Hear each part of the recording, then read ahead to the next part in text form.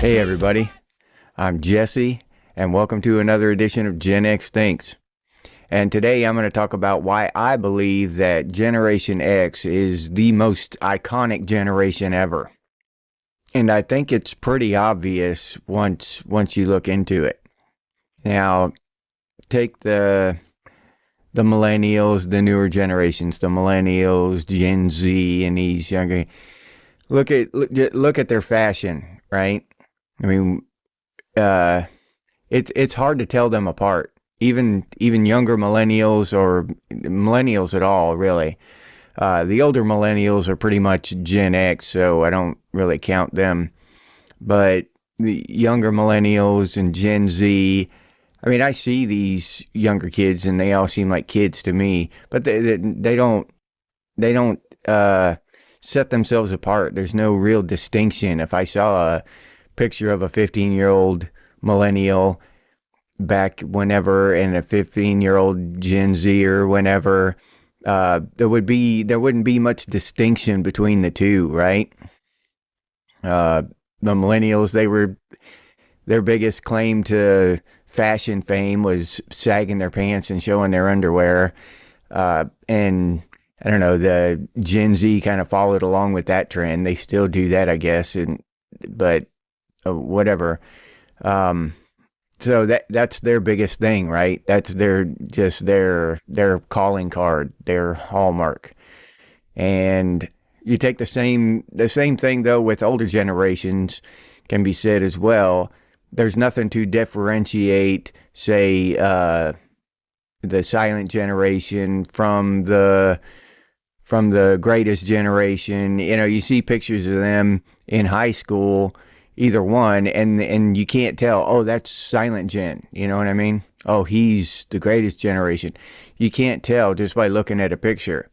Now, Generation X, that you can't say that. You know, you see a picture of a Gen Xer in a mall walking through the halls of high school in the 80s, and you know that's Gen X right there. I mean, and everybody knows, not just Gen Xers. Everybody knows. That's just hands down. We stand out. Now, argument can be made for the boomers because of the hippie thing, but the hippie thing was a subculture. That wasn't like a mainstream thing like ours was. Ours ran clear through our entire generation. Our fashion and our kind of rebellion, pushback against authority and stuff, that ran kind of through our entire generation. The individuals varied on stuff, but as a rule, we were fashion-wise and stuff like that, we were pretty much had a solid base. Now, the hippie thing was a subculture that was separate from, and even then, that was, all that free love and the flowers and all that shit and living in vans and stuff. It was iconic, don't get me wrong. You see a hippie, you know it's a hippie. You see pictures of hippies, you know they're hippies. And everybody knows they're hippies. That's not really up for debate. But does that hippie thing represent the entire population of boomers? The way the big hair thing and the parachute pants and stuff represent the entire population of Gen X. All right? Think about that, because that was us. That was all of us. We were all down with that shit because that shit was actually cool. We all loved that shit because it was cool. Now, even a lot of boomers didn't like that hippie shit. I mean, that's the way it was.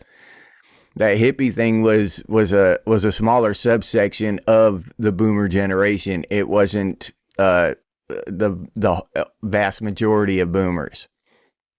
So we'll say that. So even the boomers with the hippie thing was very iconic because of all the protests and stuff, and a lot of movies were made that had hippies in them, and they were on they were represented in the media a lot, the hippies, because of their protests and the movies and all that. So they're pretty iconic.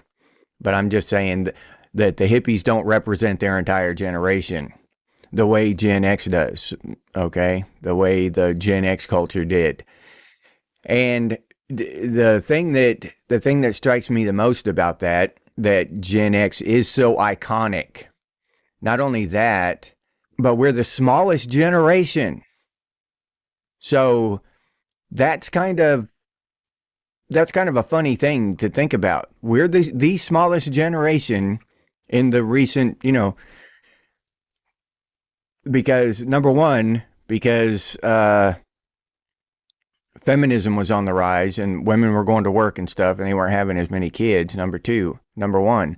Number two is because they cut us short as far as the time goes. We only got 15 years, 1965 to 1980, 1979, depending on who you want to pay attention to, who you want to believe.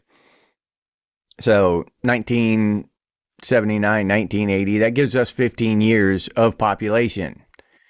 But I would argue that it would go before and after that, because I've met quite a few millennials born in the early 80s who are just Gen Xers. It's just a date on a calendar. It's not, but their entire core, how they dressed, what they think, the music they listen to, they're just Gen Xers. They just happen to fall in outside that boundary that some dude in an office put on a calendar. You know what I'm saying? So, and the same thing can be said of early 60s, people born in the early 60s. A lot of them are just Gen Xers, but culturally speaking, but not statistically on the calendar speaking. But anyway, so they truncated our generation by 5 years. Most generations get 20, we got 15. So that's one reason we're smaller. But even so, our smaller generation had a huge impact on the culture. And that that's kind of surprising if you think about it, because why would the smallest generation have the biggest impact? And not only that, we're copied. These media outlets, the movies and all this stuff, they continually copy us and regurgitate all our cool stuff from the 80s. Our music, our movies, and not a lot of our fashion has come back, but some of it actually has. We're our culture. I see a lot of our culture come out in movies that aren't about our culture, like that movie Ready Player One. I don't know if you've seen it. I like it. I've read the book and watched the movie, and it's just a great story as far as I'm concerned. It's another dystopian future kind of movie, but set kind of in virtual reality. And really good, but it's got 80s nostalgia running through the entire thing, which is awesome, because and that makes it believable, because 80s nostalgia does run throughout society, because the 80s was so iconic and Generation X is so iconic. We set the pace, we set the tempo for all this stuff, and somehow, I mean, I know it went off the wire with a lot of stuff, culturally speaking, but they still try to, and maybe that's why it always goes bad when they try to copy a movie from the 80s, because they try to mold it into today's culture that has gone so far off the rails, and you just can't do it. It doesn't, because our culture was about rejecting authority and rebelling against authority. All authority, from your substitute teacher to, the United States government, everything. And now this is not like that. It's just these kids in high school now they're all suffering from some kind of syndrome or something. You know what I mean? I saw this video. It was I wish I could have saved it and played it for you, but I'll tell you about it a little bit, but it was how a Gen X teacher would deal with younger students, and is this younger student explaining to the teacher that they had asymptomatic Tourette's, and they were dealing with a lot right now and shit, and the teacher's like, "What? Asymptomatic Tourette's? Yeah, yeah." So they're not prone to outbursts and cussing because they're asymptomatic. It was just, but it was a parody and over the top, but still, that's what it's like today. So you can't really do that with, put a Gen Z or a Gen Alpha or somebody in Ferris Bueller's place. You know what I mean? So yeah, that stuff always never works out. I've never seen it work out to be a really good movie. I mean, the best you can say about one of our remade movies, it wasn't horrible. It was okay, right? It was okay. But you see a picture of a girl with big hair with, with her friends taking a selfie with a Polaroid or something, and that's you just know that's Gen X. You don't have to you don't have to go Google and shit or anything. That's Gen X. That's 80s. That's Gen X. Our cars, our the malls, the buildings, everything that whole era just stood out against the backdrop of all of of all of time. That thing, our 80s, our era just pops out of all the rest of time because of our fashion and our movie, everything across the board. And it was all good. It wasn't horrible. Not like, the Great Depression stands out as well, but that was for its atrocity, its pain, its suffering. We stand out because we were awesome. You know what I'm saying? It's just true. We were awesome, and the world knows it. The world knows it. So yeah, and this might just be my ignorance, but the '50s with the hot rods and the that kind of stuff, and the burger joints, and Fonzie and Happy Days, that era. Now that's pretty iconic. I wouldn't say as iconic as even the hippies or Gen X, but even so, I'm not real sure what generation that was. I would have to Google it. I mean, I know that that's iconic. I would guess that it was maybe um, Silent Generation, but I don't know for sure. I would have to look it up. And I don't know. Maybe that's just my ignorance. Maybe I'm just oblivious. Maybe that's a commonly known thing that I'm just unaware of. But my point in that is even those other iconic looks and imagery from the past, they're not as identified with their generation. Okay, that's just an iconic look. That's an iconic image. Uh, and the same thing can be said about generations going further back.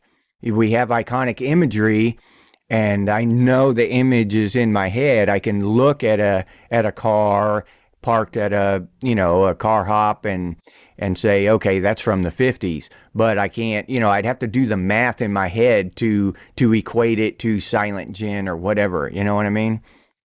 That's just not. That doesn't jump out at me as Silent Generation the way the '80s jump out at people as Gen X. And that I think that's there's something there too, because we are linked to that iconic look, that iconic sound, that iconic feeling. Gen X is linked to that. We're not set apart from that. You don't look at that and say, I wonder what generation they were. That's Gen X off the bat. Everybody does. I'm not just saying me. Everybody knows it's Gen X. I've heard now that young kids are listening to our music, just finding our music on iTunes or whatever, and they think it's contemporary. They think The Cure is a new band. You know what I mean? They don't know. So yeah, music without the imagery can be a little muddled as far as, connecting it to a time, connecting it to a generation, because there's no imagery to go along with it. But that that's a different subject. But even then, I would say that a younger generations picking up our music just randomly off of a music, platform, and thinking it's contemporary and enjoying it, and listening to it and getting into it and all that stuff. I think that says a lot about our staying power in the culture, the influence within the culture. Now, we didn't have real long lasting influence with our, with our toughness. We didn't pass that down to the later generations.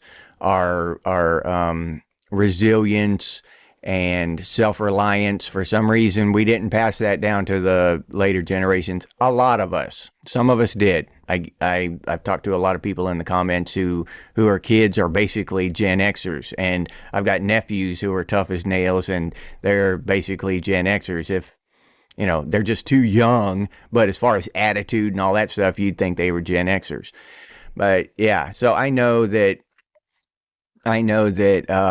some people do raise their kids like that, but as a whole, as a rule, the younger kids are just softer. They're just brought up in these institutions of medication and therapy and all this shit. You know what I'm saying? Where there's a pill for everything, and everything needs a pill, and you talk to your therapist, and they know everything, and they'll tell you how to fix your shit and everything. You don't have to be tough. You don't have to get over anything. You gotta share your pain with the world and all that. Whatever. I don't even understand it. But anyway, we dropped the ball there. A lot of people did. Not all, but the ball got dropped there along the way somehow. But barring that, our culture is still influential in society today, very much so, on many levels, a lot of levels that we don't even realize until you hear about some 13-year-old girl listening to The Cure and thinking it's contemporary, or them remaking movies like Can't Buy Me Love and that kind of stuff, Footloose, that kind of stuff. You know what I mean?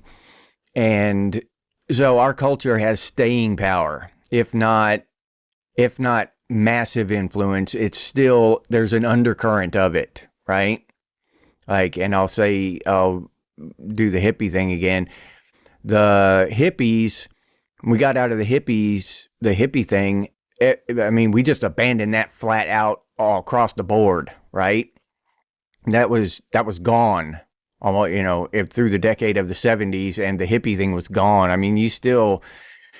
I like some of that music, The Doors, Jim Morrison and stuff. I can listen to that stuff. But even then, I was introduced to that through movies like Lost Boys. That's where the first time I heard Jim Morrison and People Are Strange, that kind of stuff.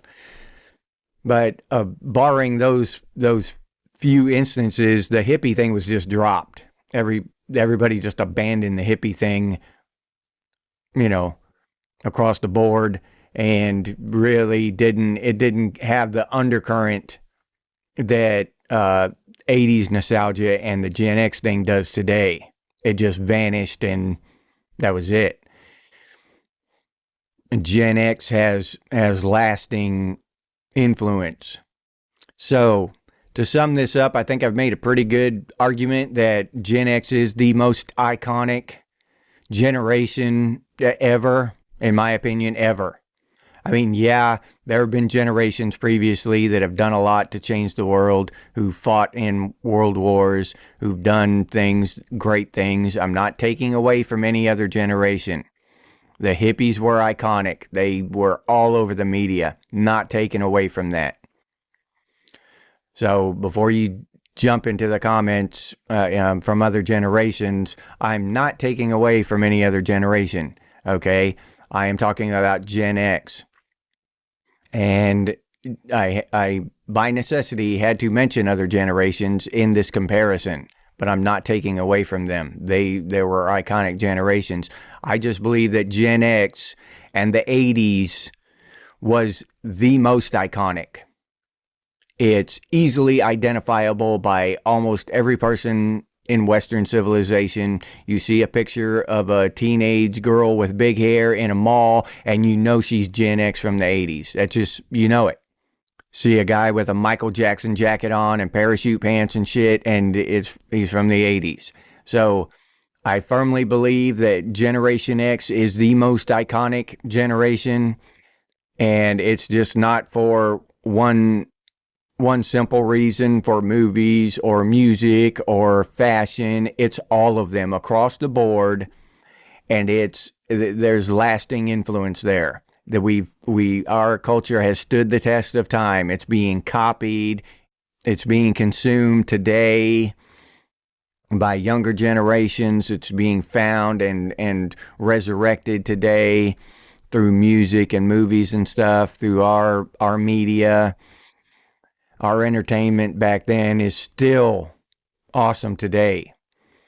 And I don't think there's even an argument for another generation coming close to Gen X as far as just being so iconic and withstanding the test of time.